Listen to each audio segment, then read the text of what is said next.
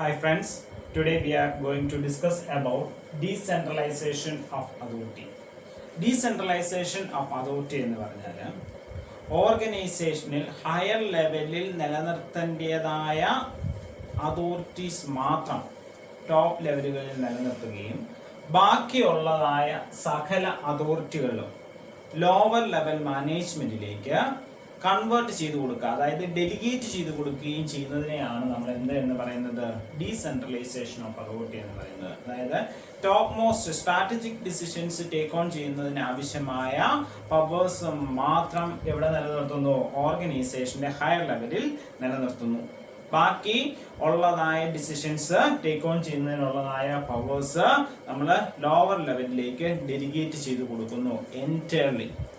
Okay, ഇതെന്ന് പറയുന്നത് delegation of അതോറിറ്റിയുടെ ഒരു എക്സ്റ്റെൻഡഡ് വേർഷൻ ആണ് ഏത് എന്ന് പറയുന്നത് ഡീസെൻട്രലൈസേഷൻ ഓഫ് അതോറിറ്റി എന്ന് പറയുന്നത്. In simple words, we can able to say that decentralization of authority means scattering of authority throughout the organization. അതായത് ഓർഗനൈസേഷന്റെ എല്ലാ ലെവലുകളിലേക്കും ആ ഓർഗനൈസേഷന്റെ അതോറിറ്റീസ് സ്കാറ്റർ ചെയ്ത് കൊടുക്കുക, അല്ലെങ്കിൽ വ്യാപിപ്പിച്ചു കൊടുക്കുക. ഓരോ ലെവലുകൾക്കും അവരവരുടെ സിറ്റുവേഷൻസിനനുസരിച്ച് ഡിസിഷൻ ചെയ്യുന്നതിന് ആവശ്യമായിട്ടുള്ളതായ പവേഴ്സ് അവർക്ക് കൊടുക്കുന്നതിനെ അതിനെയാണ് നമ്മൾ എന്ന് പറയുന്നത് ഡീസെൻട്രലൈസേഷൻ ഓഫ് അതോറിറ്റി എന്ന് പറയുന്നത്. ഓക്കെ, ഈ decentralisation of authority carry out ചെയ്യുമ്പോൾ, ഒരു ഓർഗനൈസേഷനിൽ decentralisation of authority carry out ചെയ്യുമ്പോൾ പല ഫാക്ടേഴ്സ് അതിനെ ഡിപ്പെൻഡ് ചെയ്യുന്നുണ്ട്. അത് ഏതെല്ലാം ഫാക്ടേഴ്സ് ആണ് എന്ന് നമുക്ക് നോക്കാം. ഫസ്റ്റ് വൺ എന്ന് പറയുന്നത് കോസ്റ്റ്ലിനെസ് ഓഫ് ഡിസിഷൻ. ആ ഡിസിഷൻ എത്രമാത്രം കോസ്റ്റ്ലി ആണ് ഓർഗനൈസേഷനെ സംബന്ധിച്ചിടത്തോളം ഒരു ലോങ് റണ്ണിലേക്ക് ആവശ്യമായ ഇൻവെസ്റ്റ്മെന്റ് ഡിസിഷൻ, അല്ലെങ്കിൽ ഒരു ഹ്യൂജ് ഇൻവെസ്റ്റ്മെന്റിന്റെ ഡിസിഷൻസ് ടേക്ക് ഓൺ ചെയ്യുകയാണെങ്കിൽ അവിടെ ഏതെങ്കിലും തരത്തിലുള്ളതായ മിസ്റ്റേക്കുകൾ ഒക്കർ ചെയ്താൽ അത് ഓർഗനൈസേഷന്റെ വലിയ നഷ്ടത്തിലേക്ക് നയിക്കുന്നതിന് കാരണമാകും. ആ തരത്തിലുള്ള ഡിസിഷൻസ് നമ്മൾ എന്ത് ചെയ്യാറില്ല? ലോവർ ലെവലിലേക്ക് പകർന്നു കൊടുക്കാറില്ല. ഓക്കെ, സോ ഈ തരത്തിൽ ഡിസിഷൻ ആക്ടിവിറ്റി എത്രമാത്രം കോസ്റ്റ്ലി ആയിട്ടുള്ള കാര്യത്തെ കുറിച്ചാണ്, അല്ലെങ്കിൽ അതിലൂടെ എത്രമാത്രം കോസ്റ്റ് ഇൻക്രീസ് ചെയ്യുന്നു എന്നുള്ളത് ഒരു ഫാക്ടർ ആണ് ഏതിനെ സംബന്ധിച്ചിടത്തോളം? ഡീസെൻട്രലൈസേഷൻ ഓഫ് അതോറിറ്റിയെ സംബന്ധിച്ചിടത്തോളം. Then the next one എന്ന് പറയുന്നത് യൂണിഫോമിറ്റി ഓഫ് പോളിസി. ഓക്കെ, ഓർഗനൈസേഷന്റെ പോളിസി യൂണിഫോമിറ്റി എത്രമാത്രമാണ് എന്നുള്ളത് അത് ഡീസെൻട്രലൈസേഷനെ വളരെയധികം ഇൻഫ്ലുവൻസ് ചെയ്യുന്ന ഒരു ഫാക്ടർ ആണ്. അതായത് യൂണിഫോമിറ്റി ഓഫ് പോളിസി എന്ന് പറഞ്ഞാൽ ഓർഗനൈസേഷനിൽ കാര്യങ്ങൾ ക്യാരി ഔട്ട് ചെയ്യുന്നത്, എല്ലാ ഡിപ്പാർട്ട്മെന്റുകളും കാര്യങ്ങൾ ക്യാരി ഔട്ട് ചെയ്യുന്നത് ഒരേ രീതിയിലായിരിക്കണം എന്ന് നിർബന്ധം ആ ഓർഗനൈസേഷൻ ഉണ്ടെങ്കിൽ അവിടെ ഡീസെൻട്രലൈസേഷൻ പോസിബിൾ അല്ല. അവിടെ സെൻട്രലൈസേഷൻ ഓഫ് അതോറിറ്റി മാത്രമേ പോസിബിൾ ആയിട്ടുള്ളൂ. ഡീസെൻട്രലൈസേഷൻ പോസിബിൾ ആകണമെന്നുണ്ടെങ്കിൽ യൂണിഫോമിറ്റി അത് അത്ര തന്നെ ഹൈ ലെവൽ ആയിരിക്കരുത്. ഓക്കെ, യൂണിഫോമിറ്റി ഓഫ് പോളിസി അതായത് ഡിഫറെന്റ് ഡിപ്പാർട്ട്മെന്റുകൾക്ക് അവരവരുടേതായ തോട്ട്സുകൾക്കനുസരിച്ചും വ്യൂ പോയിന്റുകൾക്കനുസരിച്ചും കാര്യങ്ങൾ മുമ്പോട്ട് കൊണ്ടുപോകാനായിട്ടുള്ള ഒരു പ്രൊവിഷൻ ആ ഓർഗനൈസേഷണൽ പോളിസിയിൽ ഉണ്ടെങ്കിൽ മാത്രമേ എന്ത് സാധിക്കത്തുള്ളൂ? ഡീസെൻട്രലൈസേഷൻ ഓഫ് അതോറിറ്റി സാധിക്കത്തുള്ളൂ. Then the next one എന്ന് പറയുന്നത് ഹിസ്റ്ററി ഓഫ് ദ എന്റർപ്രൈസ്.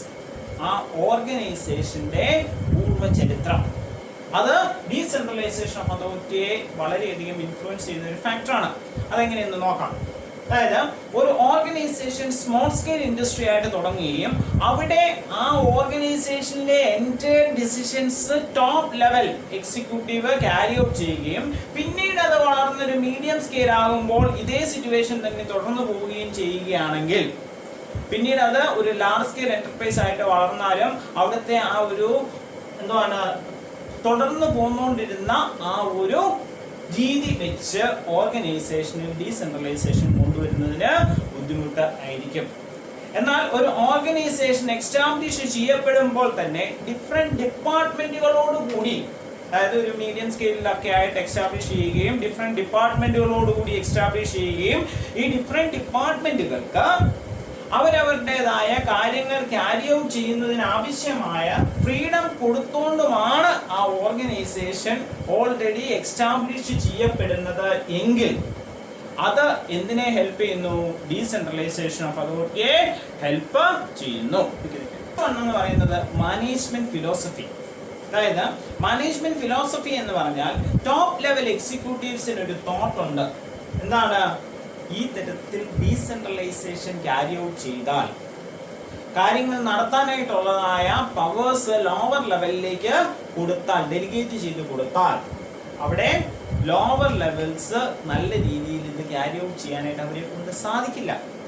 അങ്ങനെയുള്ള ഒരു തോട്ട് ടോപ്പ് ലെവൽ എക്സിക്യൂട്ടീവ്സിന് ഉണ്ടെങ്കിൽ അവിടെ എന്ത് സാധിക്കത്തില്ല? Delegation of authority carry out ചെയ്തുകൊണ്ട് ഡീസെൻട്രലൈസേഷൻ എന്ന് പറയുന്നതായ ആക്ടിവിറ്റി അറ്റൈൻ ചെയ്യാനായിട്ട് സാധിക്കത്തില്ല. Desire for independence. അതായത് ടോപ്പ് ലെവൽ എക്സിക്യൂട്ടീവ്സിന് തങ്ങളുടെ ലോവർ ലെവൽ എക്സിക്യൂട്ടീവ്സിനെ ഇൻഡിപെൻഡന്റ് ആക്കാനായിട്ടുള്ള ഒരു താല്പര്യം ഉണ്ട് എങ്കിൽ, അതായത് അവർ ഇൻഡിപെൻഡന്റ് ആയിട്ട് കാര്യങ്ങൾ ചെയ്ത് പഠിക്കട്ടെ എന്ന ഒരു ചിന്താഗതി ടോപ്പ് ലെവൽ എക്സിക്യൂട്ടീവ്സിന് ഉണ്ട് എങ്കിൽ അവിടെ ഡീസെൻട്രലൈസേഷൻ ഓഫ് അതോറിറ്റി വളരെ ഈസി ആയിട്ട് ഇംപ്ലിമെന്റ് ചെയ്യാനായിട്ട് സാധിക്കും. എന്നാൽ ആ തരത്തിലുള്ളതായ ഒരു തോട്ട് ലോവർ ലെവൽ എക്സിക്യൂട്ടീവ്സിനെ സംബന്ധിച്ചിടത്തോളം ടോപ്പ് ലെവൽ എക്സിക്യൂട്ടീവ്സിന് ഇല്ല എങ്കിൽ അവിടെ decentralisation of authority carry out ചെയ്യാനായിട്ട് സാധിക്കത്തില്ല. നെക്സ്റ്റ് വൺ എന്ന് പറയുന്നത് അവൈലബിലിറ്റി ഓഫ് ദ മാനേജേഴ്സ്.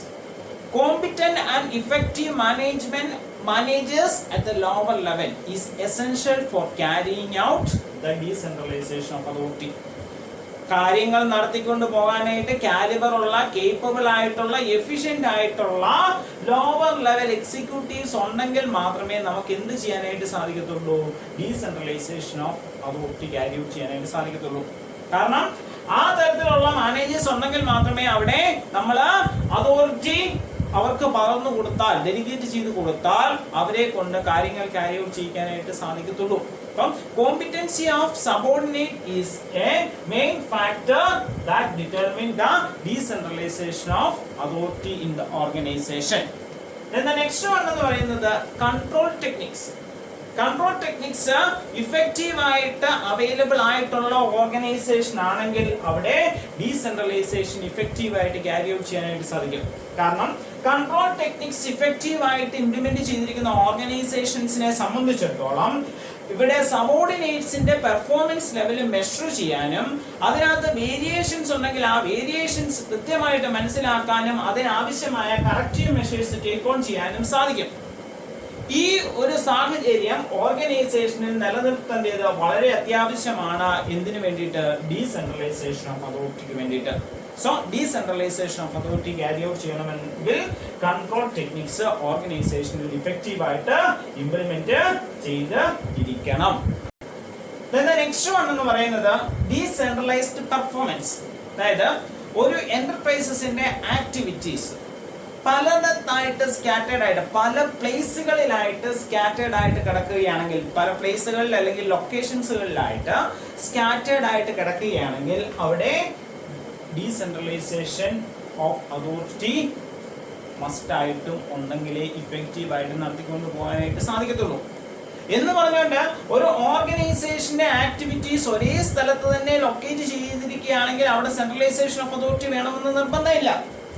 എന്നാൽ ഓർഗനൈസേഷൻ ആക്ടിവിറ്റി പല സ്ഥലങ്ങളിലായിട്ട് വ്യാപിച്ച് കിടക്കുന്നുണ്ട് എങ്കിൽ, അതായത് ഫോർ എക്സാമ്പിൾ ഇപ്പൊ മദ്രാസില്, ബാംഗ്ലൂര്, ബോംബെ, കൊച്ചി അങ്ങനെ പറയുന്ന പല ലൊക്കേഷനുകളിലായിട്ട് നമ്മളുടെ ബിസിനസ് ആക്ടിവിറ്റീസ് വ്യാപിച്ച് കിടക്കുന്നുണ്ടെങ്കിൽ, അങ്ങനെയുള്ള ഒരു ഓർഗനൈസേഷൻ ആണെങ്കിൽ ഈ ഓർഗനൈസേഷന്റെ എല്ലാ ആക്ടിവിറ്റീസും ഒരു സെൻട്രൽ പോയിന്റിൽ നിന്ന് ഇഫക്റ്റീവ് ആയിട്ട് മാനേജ് ചെയ്യുക എന്ന് പറയുന്നത് അത്ര പോസിബിൾ ആയിട്ടുള്ള കാര്യമല്ല.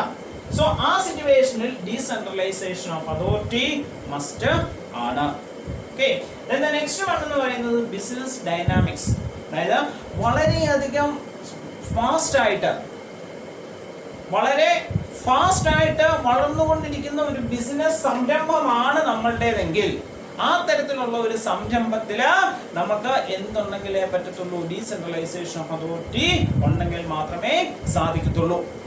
ആ തരത്തിലുള്ളതായ സംരംഭങ്ങളിൽ എല്ലാ ഡിസിഷൻസും top level executives carry out ചെയ്യുകയും അവരെ കൊണ്ട് എക്സിക്യൂട്ട് ചെയ്യുകയും ചെയ്യുക എന്ന് പറയുന്നത് നടക്കില്ല. For example take the case of Reliance industries.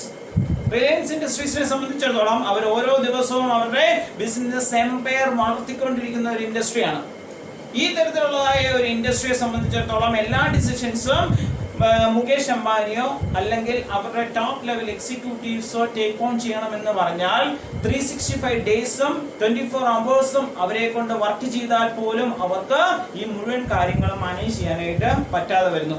അങ്ങനെ ഉള്ളതായ ഇൻഡസ്ട്രികളാണെങ്കിൽ, അതായത് വളരെ ഫാസ്റ്റ് ആയിട്ട് ബിസിനസ് ആക്ടിവിറ്റീസ് വളർത്തിക്കൊണ്ടിരിക്കുന്നതായ ഇൻഡസ്ട്രികളാണെങ്കിൽ അവിടെയും എന്ത് സാധ്യമല്ല, സെൻട്രലൈസേഷൻ ഓഫ് അതോറിറ്റി സാധ്യമല്ല. അവിടെ ഡീസെൻട്രലൈസേഷൻ ഓഫ് അതോറിറ്റി മസ്റ്റ് ആയിട്ട് ഉണ്ടായിരിക്കണം. So these are the main factors influencing decentralization of authority. We are discussing about the benefits of decentralization. Okay, first one is reduce the burden of top executives. Top level എക്സിക്യൂട്ടീവ്സിന്റെ burdens reduce ചെയ്യാനായിട്ട് എന്ത് help ചെയ്യുന്നു? Decentralisation help ചെയ്യുന്നു. കാരണം അവരെ സംബന്ധിച്ചിടത്തോളം top level executives നോക്കേണ്ടതായ, അവരെ മസ്റ്റായിട്ടും ഇൻവോൾവ് ചെയ്യേണ്ടതായ കാര്യങ്ങൾക്കകത്ത് മാത്രം ഇൻവോൾവ് ചെയ്താൽ മതി എന്നുള്ള ഒരു സാഹചര്യം ഏതിലൂടെ കിട്ടുന്നു? ഡീസെൻട്രലൈസേഷനിലൂടെ കിട്ടുന്നു. ബാക്കിയുള്ളതായ നോർമൽ വർക്കുകൾ, റുട്ടീൻ വർക്കുകൾ, ഡിപ്പാർട്ട്മെന്റൽ വർക്കുകൾ ഒക്കെ ലോവർ ലെവൽ എക്സിക്യൂട്ടീവ്സ് തന്നെ നോക്കുന്ന ഒരു സാഹചര്യം എവിടെ ഉണ്ടാകുന്നു? ഡീസെൻട്രലൈസേഷൻ ഓഫ് ഡീസെൻട്രലൈസേഷൻ ഓഫ് അതോറിറ്റിയിലൂടെ ക്യാരി ഔട്ട് ചെയ്യുന്നു. നെക്സ്റ്റ് വൺ എന്ന് പറയുന്നത് ഫെസിലിറ്റേറ്റ്സ് ഡൈവേഴ്സിഫിക്കേഷൻ. ഓർഗനൈസേഷനെ സംബന്ധിച്ചിടത്തോളം വ്യത്യസ്തമായ രീതികളിൽ പ്രോഡക്റ്റിന്റെ കാര്യത്തിലാണെങ്കിലും മാർക്കറ്റിംഗിന്റെ കാര്യത്തിലാണെങ്കിലും അല്ല തങ്ങളുടെ മറ്റ് ബിസിനസ് പ്രൊമോഷന്റെ കാര്യത്തിലാണെങ്കിലും ബിസിനസ് ആക്ടിവിറ്റീസിന്റെ കാര്യത്തിലാണെങ്കിലും ഒക്കെ വ്യത്യസ്തത കൊണ്ടുവരാനായിട്ട് ഏതിലൂടെ സാധിക്കുന്നു? ഡീസെൻട്രലൈസേഷനിലൂടെ സാധിക്കുന്നു. ഈ തരത്തിൽ ഡീസെൻട്രലൈസേഷൻ ഉണ്ടെങ്കിൽ മാത്രമേ എന്ത് ഡിപ്പാർട്ട്മെന്റലൈസേഷൻ എന്ന് പറയുന്ന കൺസെപ്റ്റിന് അവിടെ ഒരു value കിട്ടുന്നുള്ളൂ. Then the next one എന്ന് പറയുന്നത് improve motivation. എംപ്ലോയീസിന്റെ മോട്ടിവേഷൻ, അതായത് സബോർഡിനേറ്റ്സിന്റെ മോട്ടിവേഷൻ കൂട്ടാനായിട്ട് എന്ത് ഹെൽപ്പ് ചെയ്യുന്നു? ഡീസെൻട്രലൈസേഷൻ ഹെൽപ്പ് ചെയ്യുന്നു. കാരണം എന്താണ്? Without the concern of top level executives or superiors, the lower level executives can do their work with their skill and caliber. Okay, so ഇവിടെ lower level എക്സിക്യൂട്ടീവ്സിന് അവരവരുടെ capabilities, calibre prove ചെയ്യാനായിട്ട് അവരുടെ ഇഷ്ടത്തിനനുസരിച്ച് ഓർഗനൈസേഷന്റെ ഗോളിലേക്ക് attain ചെയ്യാവുന്ന രീതിയിൽ അവർക്ക് അസൈൻ ചെയ്തിരിക്കുന്നതായ വർക്കുകൾ കംപ്ലീറ്റ് ചെയ്യാനായിട്ടുള്ളതായ ഒരു പ്രൊവിഷൻ എവിടെ കിട്ടുന്നു? ഡീസെൻട്രലൈസേഷനിലൂടെ കിട്ടുന്നു. Then the next one എന്ന് പറയുന്നത് secure better coordination within the departments. ഓരോ ഡിപ്പാർട്ട്മെന്റുകൾക്കകത്ത് നല്ല ഒരു കോർഡിനേഷൻ എംപ്ലോയീസ് തമ്മിൽ, ഒരേ ഡിപ്പാർട്ട്മെന്റിലുള്ള എംപ്ലോയീസ് തമ്മിൽ ആക്ടിവിറ്റീസ് അവരവരുടേതായിട്ട് കോർഡിനേറ്റ് ചെയ്യുകയും അതിലൂടെ ആ ഡിപ്പാർട്ട്മെന്റിന്റെ ഫംഗ്ഷൻ ഇഫക്റ്റീവായിട്ട് ക്യാരി ഔട്ട് ചെയ്യുകയും ചെയ്യാനായിട്ട് സാധിക്കുന്നു. Okay. Then the next one എന്ന് പറയുന്നത് ensure effective control. ഓർഗനൈസേഷനിൽ കൺട്രോൾ ആക്ടിവിറ്റി ഇഫക്റ്റീവ് ആയിട്ട് ഇംപ്ലിമെന്റ് ചെയ്യാനായിട്ട് എന്ത് ഹെൽപ്പ് ചെയ്യുന്നു? ഡീസെൻട്രലൈസേഷനിലൂടെ സാധിക്കുന്നു. We can able to measure department wise performance. ഓരോ ഡിപ്പാർട്ട്മെന്റുകളുടെയും പെർഫോമൻസ് അല്ലെങ്കിൽ ഓരോ സെക്ഷനുകളുടെയും പെർഫോമൻസ് അല്ലെങ്കിൽ ഓരോ ഡിവിഷനുകളുടെയും പെർഫോമൻസ് നമുക്ക് ഡിവൈഡ് ചെയ്ത് മെഷർ ചെയ്യാനും അവരെത്രമാത്രം ഇഫക്റ്റീവ് ആയിട്ടാണ് അവരുടെ വർക്കുകൾ ക്യാരി ഔട്ട് ചെയ്തിരിക്കുന്നത് എന്ന് മനസ്സിലാക്കാനും ഉള്ള ഒരു പ്രൊവിഷൻ ഏതിലൂടെ കിട്ടുന്നു? ഡീസെൻട്രലൈസേഷനിലൂടെ കിട്ടുന്നു. Then the next one എന്ന് പറയുന്നത് develop the quality of മാനേജേഴ്സിന്റെ ക്വാളിറ്റി ഇംപ്രൂവ് ചെയ്യുന്നതിനുള്ള ഒരു സാഹചര്യം ഡീസെൻട്രലൈസേഷനിലൂടെ ക്രിയേറ്റ് ചെയ്യപ്പെടുന്നു. കാരണം ടോപ്പ് ലെവൽ എക്സിക്യൂട്ടീവ്സിൽ നിന്ന് കിട്ടുന്നതായ അതോറിറ്റി വെച്ചുകൊണ്ട് ലോവർ ലെവൽ എക്സിക്യൂട്ടീവ്സ് കാര്യങ്ങൾ എക്സിക്യൂട്ട് ചെയ്യുന്ന ഒരു സിറ്റുവേഷൻ ആണ് ഇവിടെ വരുന്നത് ഡീസെൻട്രലൈസേഷൻ അത് വരുന്നത്. ഇങ്ങനെ ലോവർ ലെവൽ എക്സിക്യൂട്ടീവ്സ് കാര്യങ്ങൾ എക്സിക്യൂട്ട് ചെയ്യുമ്പോൾ അവർക്ക് അതൊരു ട്രെയിനിങ് പ്രൊവിഷൻ ആയിട്ട് മാറുകയും അവരുടെ സ്കിൽ ടാലന്റ് ഡെവലപ്പ് ചെയ്യുകയും ചെയ്യുന്നു. So develop the quality of managers എന്ന ഒരു പ്രൊവിഷനും കൂടെ ഏതിലൂടെ കിട്ടുന്നു? ഡീസെൻട്രലൈസേഷനിലൂടെ നമുക്ക് കിട്ടുന്നു. Then the next one എന്ന് പറയുന്നത് ഫ്ലെക്സിബിലിറ്റി. ഡീസെൻട്രലൈസേഷൻ ആക്ടിവിറ്റിക്കകത്ത് ഓർഗനൈസേഷന് കിട്ടുന്ന ഏറ്റവും വലിയ ഒരു അഡ്വാൻറ്റേജ് ആണ് എന്ത് എന്ന് പറയുന്നത്? ഫ്ലെക്സിബിലിറ്റി എന്ന് പറയുന്നത്. ഓരോ ഡിപ്പാർട്ട്മെന്റുകൾക്കും ഓരോ സെക്ഷനുകൾക്കും അവരവർ ഫേസ് ചെയ്യുന്നതായ സിറ്റുവേഷൻസിനനുസരിച്ച് ഡിസിഷൻസ് ടേക്ക് ഓൺ ചെയ്യാനായിട്ട്, കോമ്പറ്റീഷൻ വരുമ്പോൾ കോമ്പറ്റീഷൻ അനുസരിച്ച് അവരുടെ സ്ട്രാറ്റജീസ് ഫോർമുലേറ്റ് ചെയ്യാനായിട്ട്, ഇംപ്ലിമെന്റ് ചെയ്യാനായിട്ട്, ആ ക്രൈസിസുകളെ ഓവർകം ചെയ്യാനായിട്ട് ഒക്കെയുള്ളതായ ഒരു പ്രൊവിഷൻ ഏതിലൂടെ കിട്ടുന്നു? ഡീസെൻട്രലൈസേഷനിലൂടെ കിട്ടുന്നു. സോ ഓർഗനൈസേഷന് വളരെ ഫ്ലെക്സിബിൾ ആയിട്ട്, അല്ലെങ്കിൽ ഡിപ്പാർട്ട്മെന്റുകളെ സംബന്ധിച്ചിടത്തോളം, അല്ലെങ്കിൽ സെക്ഷനുകളെ അല്ലെങ്കിൽ ഡിവിഷനുകളെ സംബന്ധിച്ചിടത്തോളം വളരെ ഫ്ലെക്സിബിൾ ആയിട്ട് കാര്യങ്ങൾ ക്യാരി ഔട്ട് ചെയ്യാനും വളരെ ഫാസ്റ്റ് ആയിട്ട് തങ്ങളുടെ ക്രൈസിസുകളോട് അല്ലെങ്കിൽ തങ്ങളുടെ പ്രോബ്ലംസിനോട് റെസ്പോണ്ട് ചെയ്യാനും ഉള്ള ഒരു പ്രൊവിഷൻ ഇവിടെ കിട്ടുന്നു? ഡീസെൻട്രലൈസേഷനകത്ത് കിട്ടുന്നു. So these are the benefits get by an organization through decentralization activity. Next we are discussing about difficulties of decentralization. Decentralization activity carry out ചെയ്യുന്നതിനകത്തുള്ളതായ difficulties അല്ലെങ്കിൽ problems എന്തെല്ലാമാണ്? ഫസ്റ്റ് വൺ എന്ന് പറയുന്നത് ഹൈ കോസ്റ്റ് ഓഫ് ഓപ്പറേഷൻ. ഓർഗനൈസേഷനെ സംബന്ധിച്ചിടത്തോളം decentralisation activity carry out ചെയ്യുന്നതിന് കൂടുതൽ cost incur ചെയ്യപ്പെടുന്നു. കാരണം ഓർഗനൈസേഷനിൽ ഡിഫറെന്റ് ഡിപ്പാർട്ട്മെന്റുകൾ എസ്റ്റാബ്ലിഷ് ചെയ്യേണ്ടതായ ഒരു സാഹചര്യം വരുന്നു. ഡിപ്പാർട്ട്മെന്റലൈസേഷന്റെ ഒരു ആവശ്യകത ഓർഗനൈസേഷനിൽ വരുന്നു. എന്ന് മാത്രമല്ല, ഈ ഓരോ ഡിപ്പാർട്ട്മെന്റുകളിലും കോമ്പിറ്റന്റ് ആയിട്ടുള്ള എഫിഷ്യന്റ് ആയ ടാലന്റഡ് പേഴ്സൺസ് വേണം. എങ്കിൽ മാത്രമേ നമുക്ക് എന്ത് ചെയ്യാനായിട്ട് സാധിക്കത്തുള്ളൂ? ഈ തരത്തിൽ ഹയർ ലെവൽ അതോറിറ്റീസിന്റെ പവേഴ്സ് ഡെലിഗേറ്റ് ചെയ്ത് കൊടുക്കാനും അതിലൂടെ അവരെ കൊണ്ട് കാര്യങ്ങൾ ക്യാരി ഔട്ട് ചെയ്യിക്കാനും സാധിക്കത്തുള്ളൂ. സോ ഈ ടാലന്റഡ് ആയിട്ടുള്ള കേപ്പബിൾ ആയിട്ടുള്ള എംപ്ലോയീസ് വേണ്ടി വരുന്ന സാഹചര്യത്തിൽ അവിടെ ഓർഗനൈസേഷൻ കൂടുതൽ സാലറി അല്ലെങ്കിൽ മറ്റ് റെമ്യൂണറേഷൻസ് ആ കൺസേൺ എംപ്ലോയീസിന് കൊടുക്കേണ്ടതായിട്ട് വരുന്നു. So decentralisation activity carry out ചെയ്യപ്പെടുമ്പോൾ ഈ തരത്തിൽ ഓർഗനൈസേഷന് കൂടുതൽ കോസ്റ്റ് ഇൻക്വർ ചെയ്യപ്പെടുന്നു. Then the next one എന്ന് പറയുന്നത് lack of uniformity. ഓർഗനൈസേഷനിലെ ഓരോ ഡിപ്പാർട്ട്മെന്റുകളുടെയും പ്രവർത്തന ശൈലി വ്യത്യസ്തമായിരിക്കും. കാരണം ഡീസെൻട്രലൈസേഷൻ ആക്ടിവിറ്റീസിൽ കൺസേൺ ഡിപ്പാർട്ട്മെന്റ് തലത്തിൽ അല്ലെങ്കിൽ സെക്ഷൻ തലത്തിലുള്ളതായ എംപ്ലോയീസ് ആയിരിക്കും കാര്യങ്ങൾ ക്യാരി ഔട്ട് ചെയ്യുന്നത്. അവരെ അവരുടെ തോട്ട്സിനനുസരിച്ച്, അവരുടെ ബിലീഫ്സിനനുസരിച്ച്, അവരുടെ കാലിബറിനനുസരിച്ചായിരിക്കും അവര് കാര്യങ്ങൾ ക്യാരി ഔട്ട് ചെയ്യുന്നത്.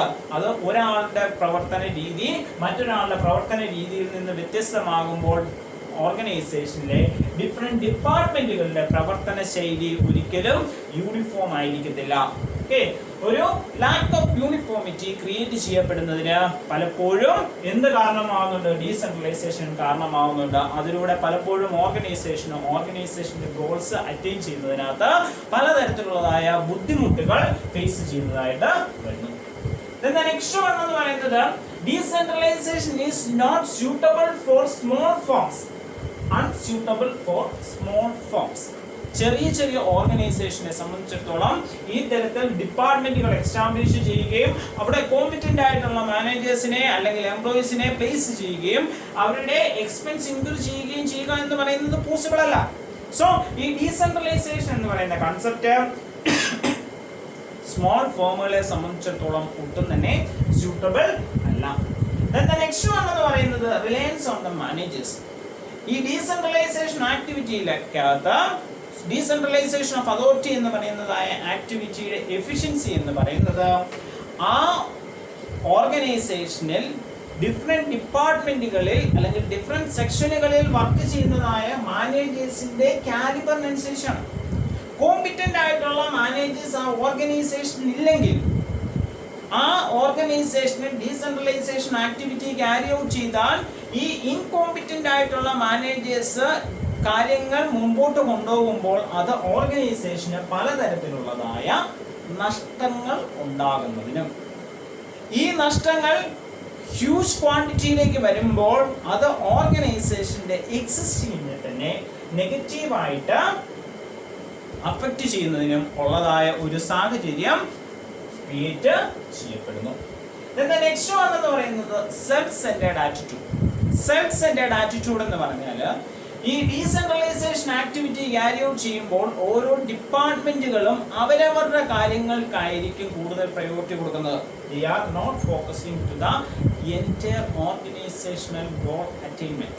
They are focusing to departmental or divisional goal attainment. So ഈ തരത്തിൽ അവരവരുടേതായ ഡിപ്പാർട്ട്മെന്റുകളുടെ അല്ലെങ്കിൽ അവരവരുടേതായ സെക്ഷനുകളുടെ ഗോളുകളെ ഫോക്കസ് ചെയ്യുകയും ഓർഗനൈസേഷന്റെ ടോട്ടൽ ഗോളിനെ മറന്നു കളയുകയും ചെയ്യുന്നു. ഓക്കെ, സോ ഈ സിറ്റുവേഷനും ഏതിലൂടെ ഉണ്ടാകാൻ സാധ്യതയുണ്ട്? ഡീസെൻട്രലൈസേഷൻ ഓഫ് അതോറിറ്റി എന്ന് പറയുന്നതായ ആക്ടിവിറ്റിയിലൂടെ ഉണ്ടാകാനായിട്ട് സാധ്യതയുണ്ട്. So these are the difficulties. So I think all of you are learn about what you mean by decentralization, what are the factors affecting decentralization, the benefits of decentralization and difficulties in conducting decentralization. Next topic is centralization of authority. Centralization of authority means all important decisions are taken by the top executive. If that type of a situation is in the organization, the subordinates are executing the orders, just executing the orders of the superior. This situation is known as centralization of authority. അതായത് സബോർഡിനേറ്റ്സിന് വലിയ ഒരു role organisation decision making ആക്ടിവിറ്റിക്കകത്ത് കൊടുക്കാതെ ഈ decision take on ചെയ്യുന്നതിനുള്ളതായ powers മുഴുവൻ ആരിൽ ഒതുക്കി നിർത്തുന്നു? Top level എക്സിക്യൂട്ടീവ്സിൽ ഒതുക്കി നിർത്തുന്നു. ആ തരത്തിലുള്ളതായ ആക്ടിവിറ്റിയാണ് ഓർഗനൈസേഷണൽ അതോറിറ്റി ക്യാരി ഔട്ട് ചെയ്യുന്നതിനകത്ത് ഫോളോ ചെയ്യുന്നതെങ്കിൽ ആ തരത്തിലുള്ളതായ അതോറിറ്റി ഇംപ്ലിമെന്റേഷനെയാണ് നമ്മൾ എന്തെന്ന് പറയുന്നത്? സെൻട്രലൈസേഷൻ ഓഫ് അതോറിറ്റി എന്ന് പറയുന്നത്. ഈ തരത്തിൽ centralisation of authority carry out ചെയ്യപ്പെടുന്ന ഓർഗനൈസേഷനിൽ ഡീസെൻട്രലൈസേഷൻ ഓഫ് അതോറിറ്റി വേണ്ട, സെൻട്രലൈസേഷൻ ഓഫ് അതോറിറ്റി ആണ് വേണ്ടത് എന്ന് നിശ്ചയിക്കുന്നതിന് പല ഫാക്ടേഴ്സിനെ കൺസിഡർ ചെയ്യുന്നുണ്ട്. അതെന്തെല്ലാമാണ് എന്ന് നമുക്ക് നോക്കാം. ഫസ്റ്റ് വൺ എന്ന് പറയുന്നത് പേഴ്സണൽ ലീഡർഷിപ്പ്. ഒരു ഡൈനാമിക് ടാലന്റഡ് ഹയർ ലെവൽ മാനേജറുടെ വ്യൂ പോയിന്റ് ആ ഓർഗനൈസേഷന്റെ ഓരോ കാര്യങ്ങളിലും ആവശ്യമാണെങ്കിൽ അദ്ദേഹത്തിന്റെ നിർദ്ദേശം അനുസരിച്ച് മാത്രമാണ് ആ ഓർഗനൈസേഷനിൽ കാര്യങ്ങൾ ക്യാരി ഔട്ട് ചെയ്യപ്പെടേണ്ടത് എങ്കിൽ ആ സിറ്റുവേഷനിൽ നമുക്ക് സെൻട്രലൈസേഷൻ ഓഫ് അതോറിറ്റിയിലൂടെ മാത്രമേ ഓർഗനൈസേഷനെ മുമ്പോട്ട് കൊണ്ടുപോകാനായിട്ട് സാധിക്കത്തുള്ളൂ. Then the next factor demanding the centralization of authority is integration. അതായത് ഓർഗനൈസേഷനിലെ എല്ലാ ഡിപ്പാർട്ട്മെന്റുകളും ഡിവിഷനുകളും ഇന്റഗ്രേറ്റ് ചെയ്ത് നിന്നുകൊണ്ട് യൂണിഫോം ആയിട്ട് അവരുടെ എഫേർട്ടുകൾ ക്യാരി ഔട്ട് ചെയ്യപ്പെടേണ്ട ഒരു സാഹചര്യം. അങ്ങനെ ഇന്റഗ്രേറ്റ് ചെയ്ത് നിന്ന് യൂണിഫോം ആയിട്ട് എഫേർട്ടുകൾ ക്യാരി ഔട്ട് ചെയ്താൽ മാത്രമേ ഓർഗനൈസേഷന്റെ ഗോള് അറ്റൈൻ ചെയ്യാൻ സാധിക്കത്തുള്ളൂ എന്ന സിറ്റുവേഷൻ നിലനിൽക്കുകയാണെങ്കിൽ അവിടെയും നമുക്ക് എന്തേ പറ്റത്തുള്ളൂ? സെൻട്രലൈസേഷൻ ഓഫ് അതോറിറ്റിയെ പറ്റത്തുള്ളൂ. അവിടെ ഡീസെൻട്രലൈസേഷൻ ഫോളോ ചെയ്യാനായിട്ട് പറ്റില്ല. Then the next one എന്ന് പറയുന്നത് uniformity of action. Then the next factor is uniformity of action.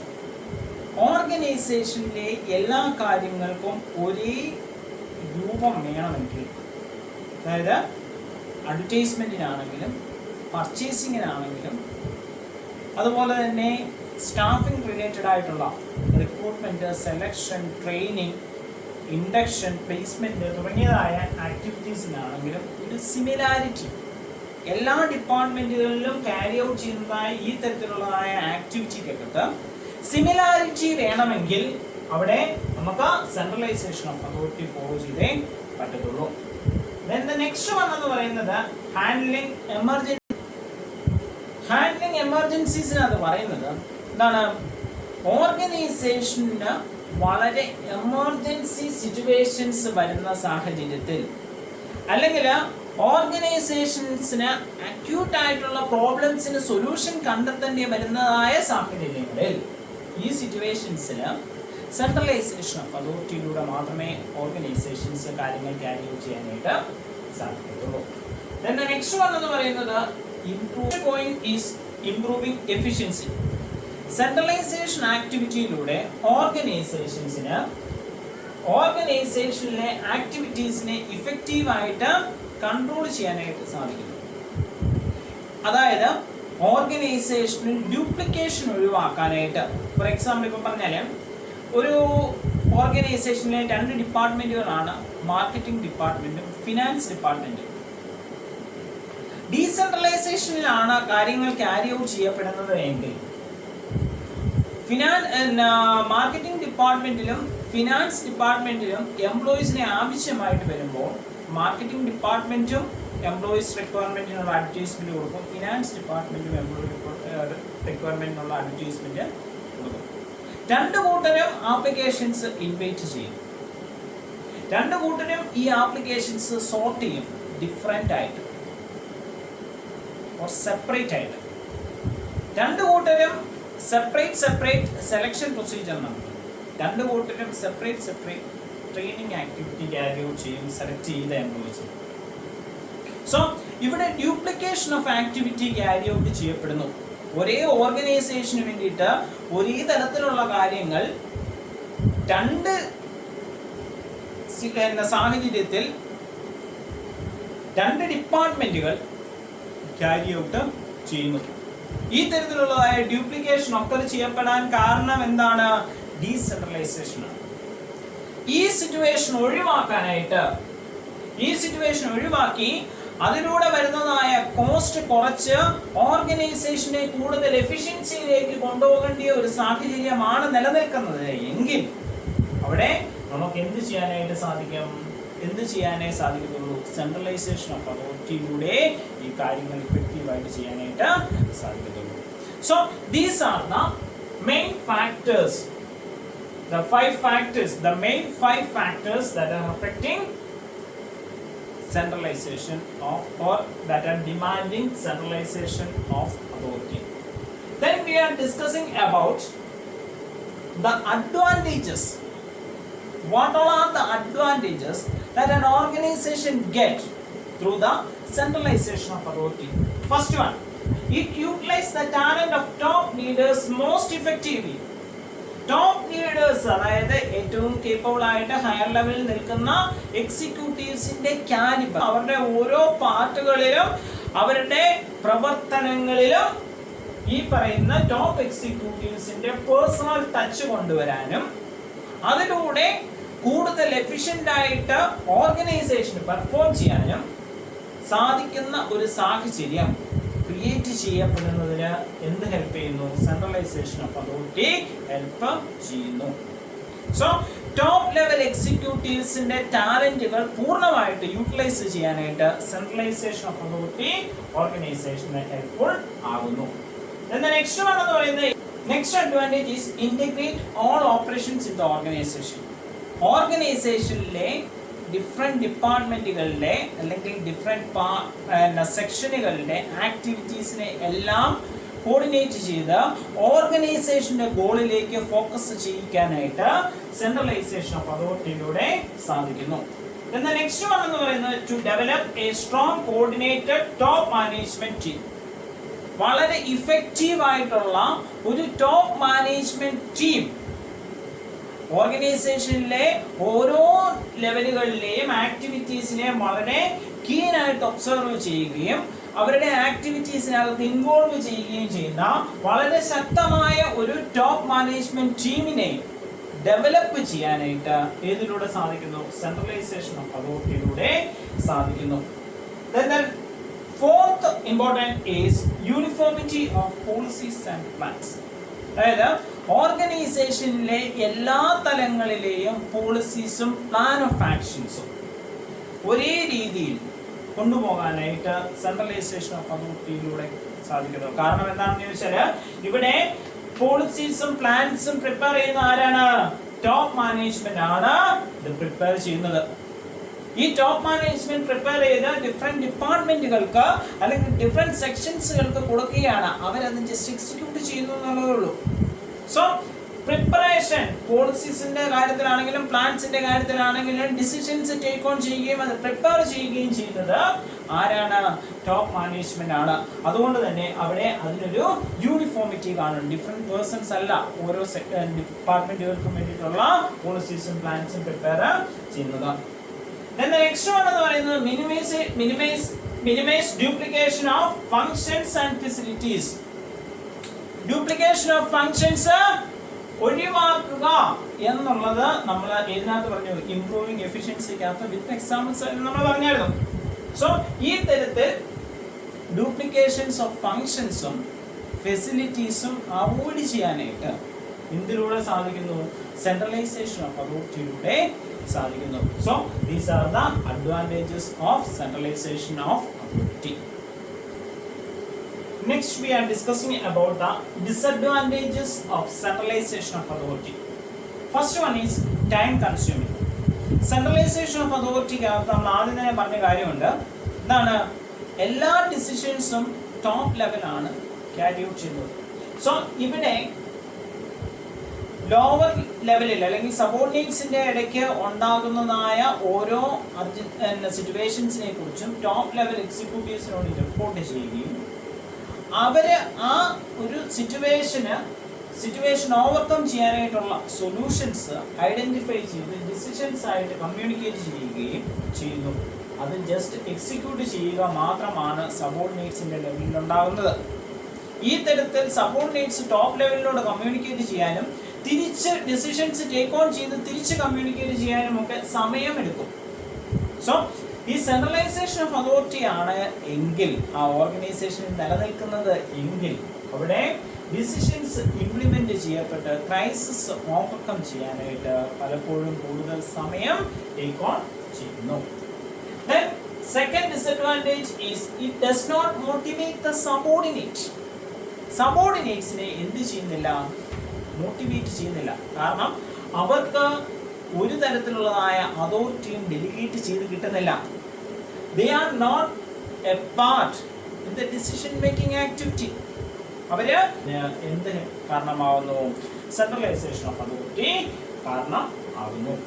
Then the next one എന്ന് പറയുന്നത് negatively affect the development of the subordinate.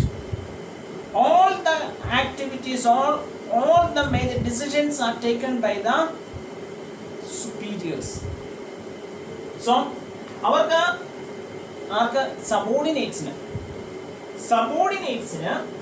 ഈ തരത്തിലുള്ളതായ ഡിസിഷൻസ് ടേക്ക് ഓൺ ചെയ്യാനും അതിലൂടെ അവരുടെ സ്കില്ലുകൾ, കാലിബർ, കേപ്പബിലിറ്റീസ് ഡെവലപ്പ് ചെയ്യാനായിട്ടുള്ള ഒരു ട്രെയിനിങ് ആകുമായിരുന്ന സാഹചര്യം സെൻട്രലൈസേഷൻ ഓഫ് അതോറിറ്റിയിലൂടെ നഷ്ടപ്പെടുന്നു.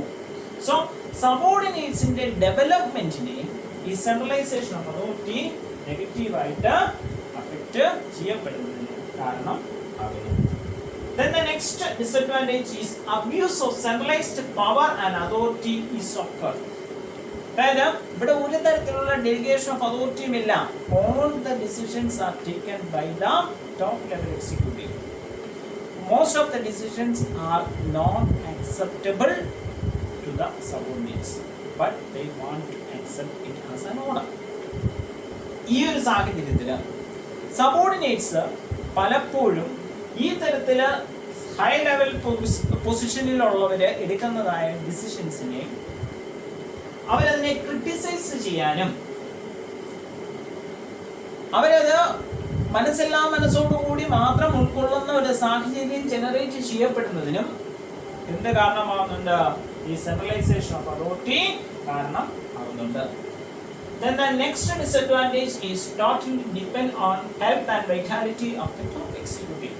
അതായത് ആ ഒരു ടോപ്പ് എക്സിക്യൂട്ടീവിന്റെ ഹെൽത്തിനെയും ചിന്താഗതികളെയും ഡിപ്പെൻഡ് ചെയ്തുകൊണ്ടാണ് അവിടെ ആ ഒരു പേഴ്സൺ ഇല്ലാതെ വരുന്ന ഒരു സാഹചര്യം വന്നാൽ, അല്ലെങ്കിൽ അദ്ദേഹത്തിന്റെ ഡിസിഷൻസ് ശരിയല്ലാതെ വരുന്ന ഒരു സാഹചര്യം വന്നാൽ അവിടെ ഓർഗനൈസേഷനിൽ ഒരു വലിയ വാക്യൂം ഫീൽ ചെയ്യപ്പെടും.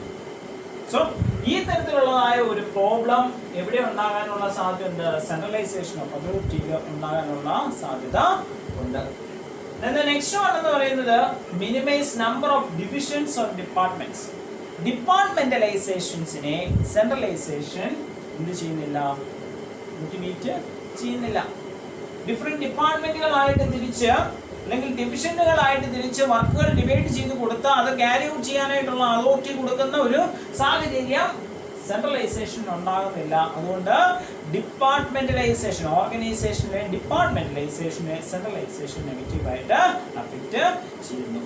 So these are the explanation regarding centralization of authority. I think all of you have learned about what you mean by decentralization and centralization of authority. Thank you.